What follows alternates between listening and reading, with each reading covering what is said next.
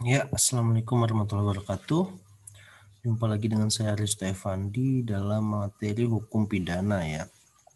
Pertemuan ke-6 kita akan membahas tujuan dari pidana secara khusus. Nah, apa sih tujuan pidana itu? Nah, bisa kita lihat ya. Implementasi adanya ide keseimbangan dalam tujuan pidana ini dilihat dalam pasal 51 Rancangan Undang-Undang Hukum Pidana ya. Sebenarnya sekarang sudah 2019 itu sudah ada rancangan undang-undang 2019. Nah, pidana itu dikatakan bertujuan ya. Jadi pidana itu bukan sesuatu yang hanya sekedar menghukum, memberi ganjaran, membalas, tapi pidana itu lahir di dalam hukum dunia ini harus memiliki tujuan ya, tujuan yang jelas. Pertama, tujuannya adalah mencegah dilakukannya tindak pidana, ya. Artinya dengan adanya pemidanaan akan adanya pencegahan dengan menegakkan norma hukum demi pengayoman masyarakat. Nah, di sini mencegah dilakukannya tindak pidana dengan menegakkan norma hukum demi mengayomi masyarakat. Jadi kejahatan itu bisa tercegah ya. Kemudian yang kedua, memasyarakatkan terpidana dengan mengadakan pembinaan ya. Artinya terpidana ini orang yang telah ditetapkan sebagai penjahat itu dimasyarakatkan kembali. Nah, dibina sehingga menjadi orang yang baik dan berguna. Nah, di sini tujuan pidana itu juga mulia ya, tidak hanya untuk menghukum dan membalas, tapi juga memberikan kesadaran agar orang itu dapat diterima dan menjadi masyarakat yang baik. Nah, istilah memasyarakatkan ini adalah mengembalikan penjahat itu menjadi masyarakat yang dapat diterima, ya, diperbaiki. Nah, kemudian setelah itu tujuan pidana juga yang ketiga menyelesaikan konflik dikatakan di sini ya. Jadi pidana itu harus dapat menyelesaikan masalah. Jangan karena setelah dihukum salah satu pihak, telah dipenjara tapi tidak menyelesaikan masalah. Bahkan selesai dari keluar penjara itu terus berkepanjangan ya, bermasalah. Jadi memang penyelesaian konflik itu lebih mulia daripada permasalahan itu sendiri. Nah, harusnya hukum pidana itu bisa memberikan rasa damai ya yang ditimbulkan oleh tindak pidana. Jadi masalah itu selesai yang ditimbulkan pidana itu. Nah, memulihkan keseimbangan ya. Artinya keseimbangan di dalam hal ini adalah keseimbangan antara korban dan pelaku. Nah, menyelesaikan masalahnya. Dengan adanya pidana itu bisa menyelesaikan masalah mereka. Kemudian mendatangkan rasa damai dalam masyarakat ya. Dengan adanya pidana itu pastinya kedamaian yang dicapai, tidak adanya kejahatan, penuh keamanan ya, sehingga tujuan akhirnya adalah kedamaian. Kemudian yang terakhir ada membebaskan rasa bersalah pada terpidana. Nah, jadi memang ketika terpidana itu telah menjalani hukumannya, di sini terpidana itu terbebas ya rasa bersalahnya karena sudah melaksanakan hukuman atau bahkan sudah menjalankan hukuman. Nah, dengan adanya proses pemidanaan, maka si terpidana itu sudah menunaikan semua kesalahan-kesalahannya dan mencoba untuk memperbaiki diri untuk di masyarakat kembali, kemudian diselesaikan konfliknya dengan korban, dan yang terakhir akhirnya segala aturan hukum pidana itu dilakukan untuk mencegah ya agar masyarakat itu benar-benar tidak melakukan kejahatan seperti yang telah dilakukan sebelumnya. Nah, kemudian yang kedua dalam RUU KUHP ya, pemidanaan tidak dimaksudkan untuk menderitakan dan merendahkan martabat manusia. Nah, jadi pemidanaan itu sebenarnya bukan untuk menderitakan dia ya atas kejahatan dia, kita buat dia menderita, kita rendahkan martabatnya. Nah, jadi memang benar-benar tujuannya polanya harus berubah. Memang pada dasarnya nestapa itu penderitaan ya dari kata pidana itu. Namun memang orientasinya harus berubah. Kita dapat melihat dengan adanya pidana, seharusnya pelaku kejahatan itu adalah objek yang harus dipulihkan ya agar bisa menjadi orang yang baik tanpa harus merendahkan dan memberikan penderitaan kepadanya. Kemudian kita lihat lagi tujuan pidana dalam konsep ya. Nah, ada aspek perlindungan masyarakat di sini ya. Aspek perlindungan masyarakat. Jadi konsep itu lebih mendahulukan perlindungan masyarakat ya. Apapun yang ada dalam pidana, perlindungan masyarakat itu yang diutamakan. Khususnya mencegah kejahatan, pengamanan atau pengayoman masyarakat, pemulihan keseimbangan ya antar konflik antara korban dan antara pelaku itu harus dipulihkan sehingga seimbang. Kemudian menyelesaikan konflik, mendatangkan rasa damai. Kemudian ada aspek perlindungan ya sebagai pembinaan. Nah, kalau tadi perlindungan sebagai kepentingan umum, sekarang perlindungan sebagai pembinaan. Yang pertama itu memasyarakatkan terpidana. Nah, jadi membina ya agar orang yang telah melakukan kejahatan itu bisa kembali pulih dan diterima di masyarakat. Dikatakan rehabilitasi atau resosialisasi. Kemudian membebaskan terpidana dari rasa bersalah. Kemudian pemidanaan tidak dimaksud untuk menderitakan dan merendahkan martabat manusia. Atau perlindungan terhadap sanksi yang sewenang-wenang, bersifat membalas, itu sudah tidak lagi menjadi gagasan dari tujuan pidana. Karena memang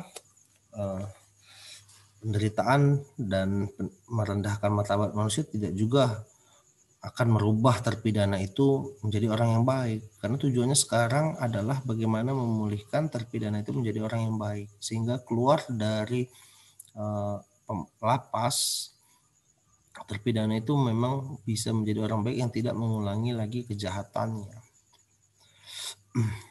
Perlindungan terhadap sanksi yang sewenang-wenang ya, atau membalas, nah itu sudah harus dihindarkan.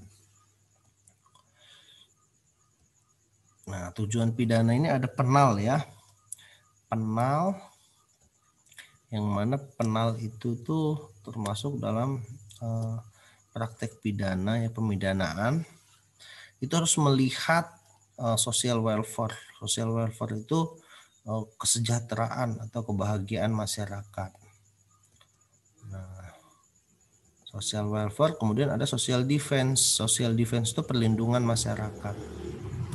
Jadi dengan adanya social welfare diharapkan penal, proses pidana itu ya, dalam penal itu benar-benar untuk membina ya, bukan untuk menyengsarakan atau menderitakan pelaku, tapi membina polanya. Kemudian dengan social defense, tujuan adanya peradilan pidana, dijalankannya suatu hukum pidana itu juga untuk melindungi masyarakat agar si pelaku kejahatan itu tidak semena-mena dan melakukan lagi kejahatannya. Sehingga memang tujuannya lebih ke arah perlindungan dan pembinaan ya, kesejahteraan. Itu yang dimaksud oleh Barda Nawawi.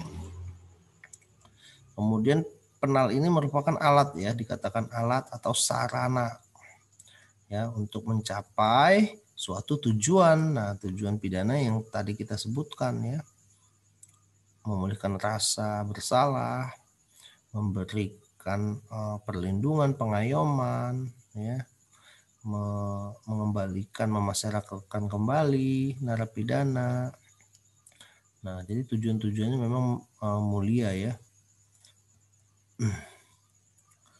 Nah, bisa dilihat juga ini ada tujuan pidana dilihat dari aspek social defense ya.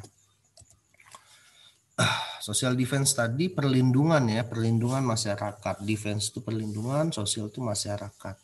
Jadi pidana itu bertujuan untuk melindungi masyarakat. Nah, dengan adanya proses pidana, maka akan terciptanya perlindungan terhadap perbuatan jahat. Nah, ya, perbuatan jahat itu akan dapat terlindungi ya, tidak dapat dilakukan kembali. Kemudian adanya perlindungan terhadap orang jahat ya, perbuatan orang jahat terhadap orang jahat ya. Yang satu perbuatannya ya, yang satu orangnya. Kemudian perlindungan terhadap penyalahgunaan sanksi. Nah, dengan adanya penal ini juga bisa dilihat jangan sampai terdapat penyalahgunaan sanksi ya, sanksi yang seharusnya sudah sesuai diatur dalam undang-undang dikurang-kurangkan atau dilebih-lebihkan ya dalam penuntutan bahkan sampai putusannya. Ini harus dilindungi dalam hukum pidana penal. Nah, jadi perlindungannya bukan terhadap perbuatan jahat atau orang jahat saja, tapi perlindungan terhadap si pelaku juga ya. Pelakunya itu jangan sampai diberikan sanksi yang tidak sesuai. Kemudian perlindungan terhadap keseimbangan kepentingan nilai-nilai yang terganggu. Baik itu korbannya dilihat apa saja yang dirugikan, kemudian pelakunya kenapa dia melakukan itu dilihat semua ya sehingga seimbang. Ternyata ada motif di balik pelaku melakukan ya karena ketidaksesuaian dengan keadaan atau adanya unsur dendam dengan si korban. Nah, sehingga semuanya nanti akan diberikan keseimbangan ya. Dicarikan jalan yang mencapai kedamaian. Nah, jadi bukan hanya pelaku dan korban saja, semua aspek sosial yang berkaitan dengan kejahatan tersebut itu harus diselesaikan ya. Jadi menyelesaikan konflik nantinya, perlindungan terhadap kepentingan nilai yang terganggu. Nah, kemudian sekarang aspek perlindungan sosial atau perlindungan masyarakat. Nah, perlindungan masyarakat ini bisa dilihat yang pertama perlindungan terhadap perbuatan orang jahat.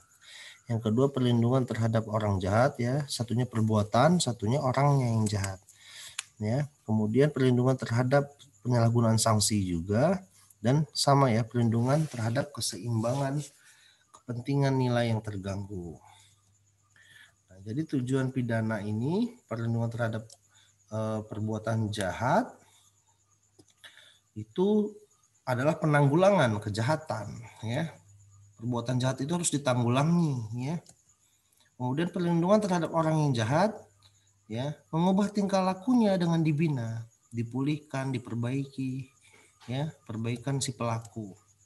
Kemudian perlindungan terhadap penyalahgunaan sanksi ya. Penyalahgunaan sanksi ini mengatur dan membatasi wewenang penguasa dan warga masyarakat. Penguasa di dalam hal ini adalah polisi, jaksa, hakim, dan penegak hukum lainnya. Itu harus dibatasi, jangan sampai terjadi sewenang-wenang atau melebihi aturan hukum itu sendiri. Kemudian untuk warga masyarakat juga tidak boleh main hakim sendiri ya. Nah, ini penyalahgunaan sanksi atau reaksi terhadap kejahatan. Nah, memang banyak sekali ya sanksi yang melebih-lebihkan dan reaksi masyarakat juga yang tidak sesuai dengan aturan hukum. Harusnya dia dihukum sesuai aturan, tetapi masyarakat main hakim sendiri. Kemudian ada juga perlindungan terhadap keseimbangan atau kepentingan nilai yang terganggu ya. Nah, ini seperti memelihara atau memulihkan keseimbangan masyarakat dengan melihat segala aspek baik itu dari korban yang dirugikan, baik itu dari pelaku, alasan melakukan dan sebagainya. Nah, itu ya. Komponen-komponen itu harus seimbang.